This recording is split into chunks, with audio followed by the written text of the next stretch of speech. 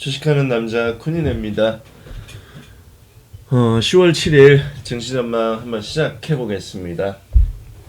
미증시가 트럼프 추가 부양책 협상 중단 발표로 인해 가지고 굉장히 급락을 했습니다. 그래서 내용을 좀 살펴보면은 비염이 또 심하네.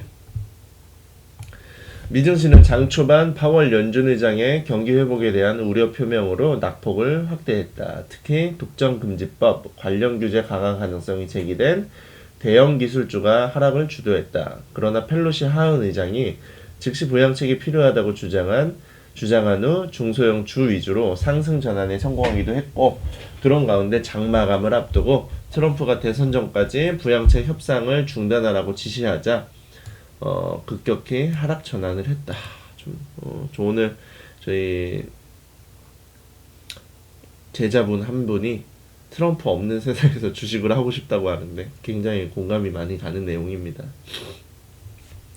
파월 연준 의장은 미국 경기 회복 속도는 예상보다 빨랐지만 여전히 전망은 매우 불확실하다고 주장을 했다. 그래서 더불어 연준 정책과 정부 정책 이동시에 진행된다면 경기 회복은 더 빨라질 것이라고 언급해 정부의 재정 정책 확대를 주장했다. 전반적으로 파월 연준 의장의 발언은 적극적인 부양책의 신중함을 보였던 지난 9월 FOMC 내용과 크게 다르지 않아 장중 지수 하락을 부추겼다. 이런 가운데 펠로시 하원 의장이 파월 의장의 경고는 명확하다고 언급하며 즉시 부양책이 필요하다고 주장하자 지수는 반등에 성공했다.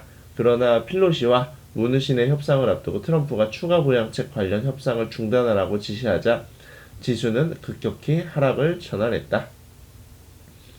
트럼프는 민주당의 부양책을 거부하고 자신이 대선에 승리한 직후 대규모 부양책을 통과시킬 것이라고 발표했고, 트럼프의 발언은 정부 예산 결정 권한이 있는 하원은 민주당 승리 가능성이 높다는 점에서 실제 진행될 가능성이 크진 않다.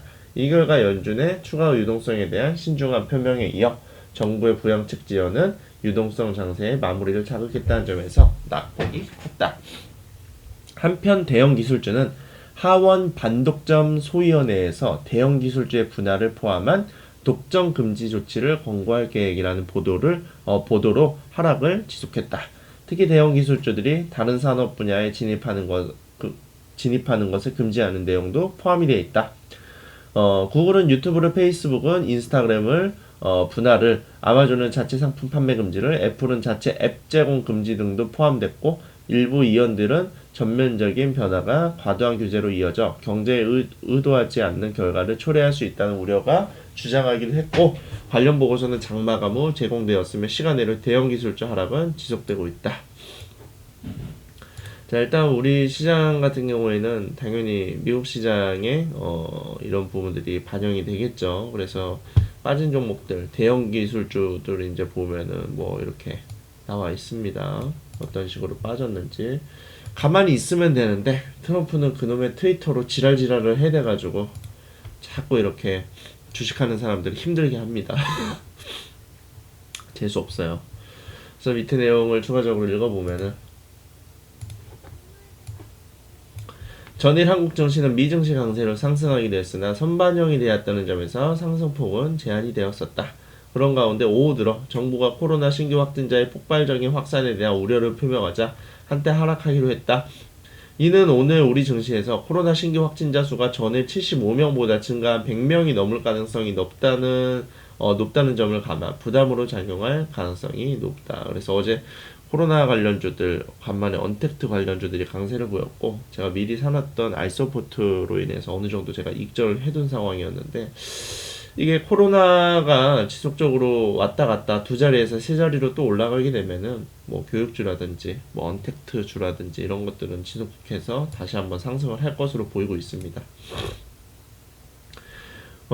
한편 미 증시에서 파월 연준 의장은 여전히 추가적인 유동성 공급에 대해서 신중함을 표현하는 등 지난 9월 FOMC에서 발언에서 크게 벗어나지 않았다는 점도 부담이다.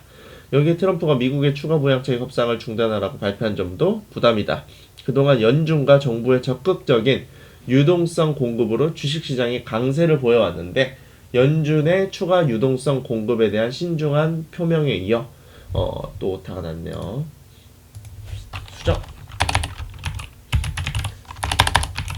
정부의 추가 부양책 중단 소식은 유동성 장세의 마무리를 자극할 수 있기 때문이다. 그래서 이를 감안 한국 증시는 그동안 상승폭이 컸던 종목군 위주로 매물이 출회되며 하락 출발할 것으로 예상이 된다. 이후 옵션 만기를 앞두고 있어 외국인의 선물 동향에 따라 지수 방향성이 결정될 것으로 전망이 됩니다. 그래서 21대 국회 첫 국정감사가 오늘 시작되는 날이고, 국정감사는 오늘 26일까지, 이번 국정감사는 오늘 26일까지 20일간 진행되며, 잠깐만 또 오타 났네.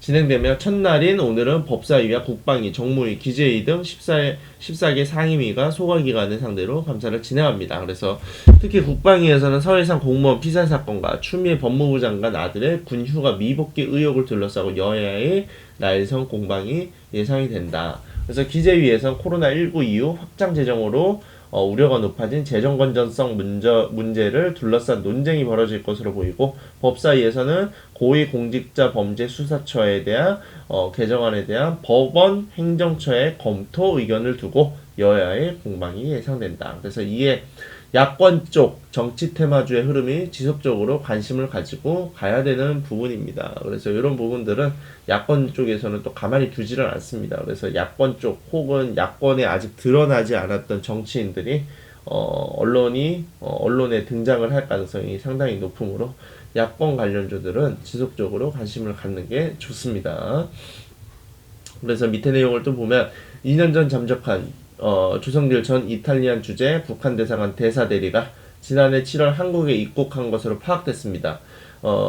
북한의 대사급 고위 외교관이 국내로 망명한 것은 이번이 처음이고, 안 그래도 공무원 피살 사건으로 복잡해진 남북관계가 북한 고위급 인사의 망명으로 파장이 예상됩니다. 지난번 태영호 때도 지랄 발광 난리가 났는데 이번엔 더 심하겠죠. 거기다 이것뿐 아니라 노동당 창건의 75주년을 앞두고 김정은 북한 국무위원장이 핵미사일 개발을 총괄하던 군간부 2명을 원수로 승진시켰습니다. 지금 이럴 때가 아닌데 이렇게 한다고 하는 거는 지금 북한이 뭔가 지금 꿍꿍이가 있다라고 파악을 할 수 있고, 더군다나 미국의 지금 바이든이 지금 너무나 트럼프로 인해서 승승장구를 하고 있기 때문에 만약에 트럼프가 이제 지지 기반이 높아지면 상관이 없겠지만, 바이든이 지지 기반이 높아지고 대통령 후보의 확률이 높아질수록 이제 중국 쪽, 러시아 쪽, 북한 쪽에서 도발 나올 가능성이 상당히 높다고 저는 생각을 하고 있습니다. 그래서 방산 관련주들이 지속적으로 아마 등락률을 거듭하지 않을까 생각을 하고 있고요.